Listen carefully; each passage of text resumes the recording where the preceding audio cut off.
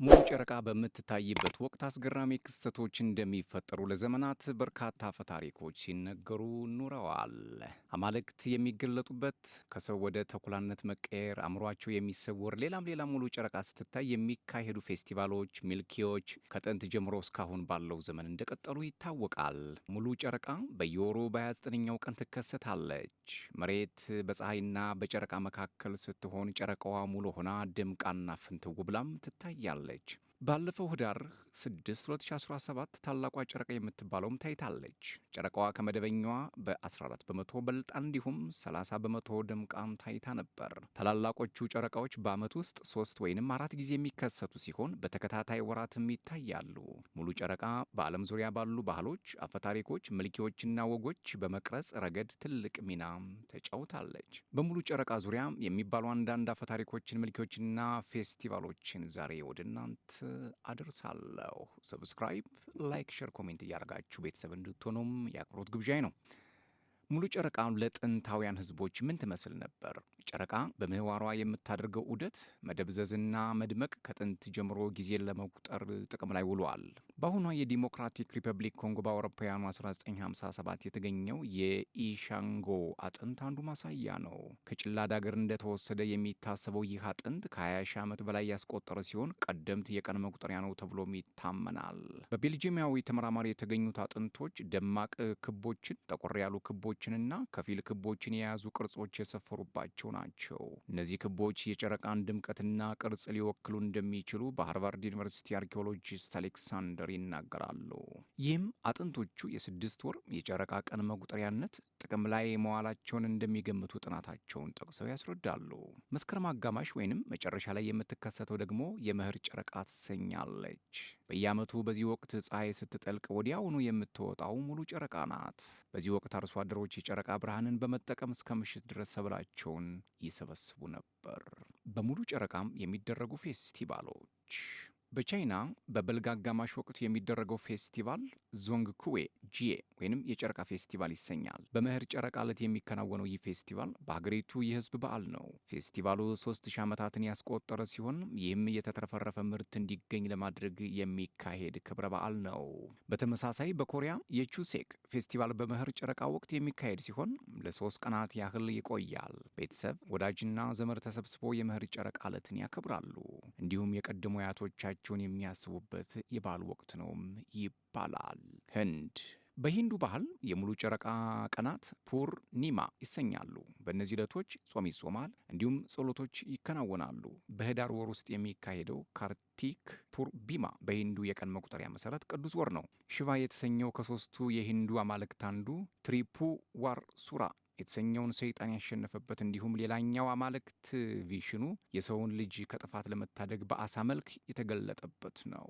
በርካቶችም ይህን ቅዱስ ወር በወንዞች ውስጥ በመታጠብና በሸክላ የተሰሩ ኩራዞችን በወንዞቹ ላይ በማብራት ያከብሩታል። ቡዲስቶች ደግሞ የእምነቱ መሰረት የሆነው ቡድሃም ከ2500 ዓመታት በፊት በሙሉ ጨረቃ እንደተወለደ ያምናሉ። በተጨማሪም ቡድሃ በሙሉ ጨረቃ ወቅት የልህቀት ደረጃ ላይ ወይንም ኢንላይትመንት እንደደረሰና በዚህ ወቅት እንደሞተም ያምናሉ። እነዚህ የቡድሃ ፑሪኒማ የተሰኙት ወቅቶች በሚያዝያ ወይንም በግንቦት ወራት በሙሉ ጨረቃ ወቅት የሚታሰቡ ናቸው።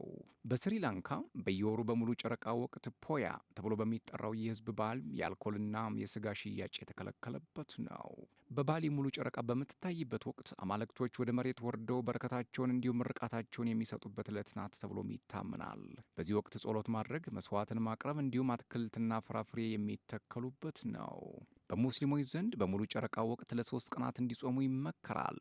እነዚህ ዕለቶች አልያም አልቢድ በመባል ይታወቃሉ። ነቢዩ ሙሐመድ የጨለማዎቹን ሌሊቶች አላህ ብርሃን ስላበራላቸው ምስጋናቸውን ለመግለጽ 3ቱን ቀናት መጾማቸው ይነገራል።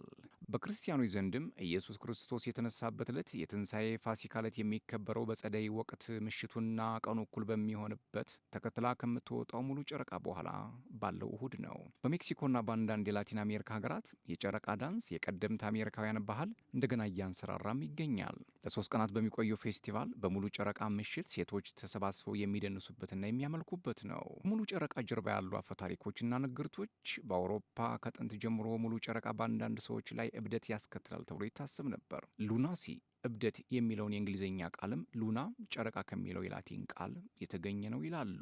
ሙሉ ጨረቃ ከቁጥጥር ውጭ የሆነ ባህሪን ያመጣል የሚለው እሳቤ ከሰው ወደ ተኩላነት የሚቀይሩ አፈታሪኮች እንዲነገሩ ምክንያት ሆነዋል።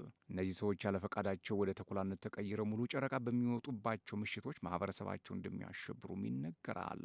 ከክርስቶስ ልደት በፊት በ4ኛው መቶ ክፍለ ዘመን ግሪካዊ የታሪክ ጸሐፊ ሄሮዶተስ በአሁኑ ዘመን ሩሲያ ውስጥ በምትገኘው ስኪቲያ ውስጥ የሚኖሩ ኒዩሪ የተባሉ ጎሳዎች በየዓመቱ ለበርካታ ቀናት ወደ ተኩላነት እንደሚለወጡ ጽፈዋል። በአውሮፓውያኑ በ15ኛውና በ17ኛው ክፍለ ዘመን ወቅት ወደ ተኩላነት ይቀየራሉ የተባሉ ሰዎችም ለፍርድ ቀርበዋል። ከእነዚህ ውስጥ በአውሮፓውያኑ 1589 በጀርመን ለፍርድ የቀረበው ፒተር ስቱብ የተባለ የመሬት ባላባት አሳፋሪ ሂደት ይጠቀሳል።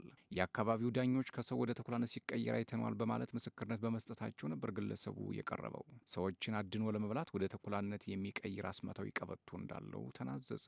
ሙሉ ጨረቃ በሕይወታችን ላይ ያላት ተጽዕኖ፣ አንዳንዶች ሙሉ ጨረቃ ስትታይ እንቅልፋቸውን እንደሚረብሽ ያምናሉ። ጥናቶች እንደሚያመላክቱት ሙሉ ጨረቃ ልትወጣ አካባቢ ወይም በምትወጣበት ዕለት ሰዎች ለመተኛት ረዘም ያለ ጊዜ ይወስዳሉ።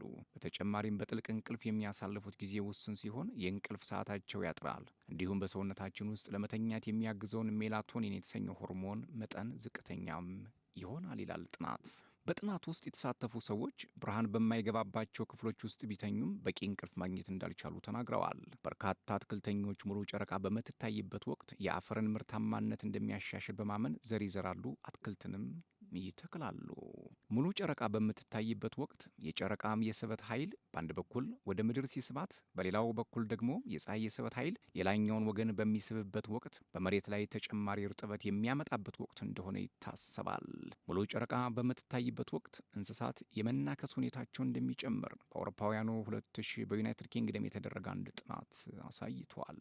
ጥናቱ በአውሮፓውያኑ 1997 እስከ 1999 ባለው ወቅት በእንስሳት ተነክሰው ጉዳት ደርሶባቸው ወደ ሆስፒታል የገቡ ታካሚዎችን በመመርመር ወቅት ክስተቱ ሙሉ ጨረቃ በምትወጣበት ዕለት በከፍተኛ ሁኔታ መጨመሩን አረጋግጧል።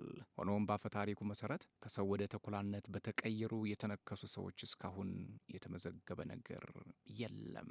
እንግዲህ በሀገራችንም በተለያዩ የሆስፒታል ምንጮችም እንደምንሰማው ከሆነ ጨረቃም ሙሉ ስትሆን ሴቶች የወር አበባ ሁኔታቸው፣ ጸባያቸው፣ አመላቸው ይቀየራል። በተለይ ደግሞ ኤፕሌፕሲ ያለባቸው ደግሞ የሚጥል በሽታ ያለባቸው ሰዎች ከነበረው የመደበኛ ጊዜ ባለፈ ተጨማሪ ውዝግብ ውስጥ ወይም ደግሞ ተጨማሪ ተጽዕኖ ውስጥ እንደሚወድቁም ብዙ መላምቶች አሉ። እናንተስ ምን ትላላችሁ? ሰብስክራይብ፣ ላይክ፣ ሼር፣ ኮሜንት እያደረጋችሁ እንደዚህ አይነት እውቀት ተኮር ጉዳዮችን ታገኛላችሁ። ሰላም።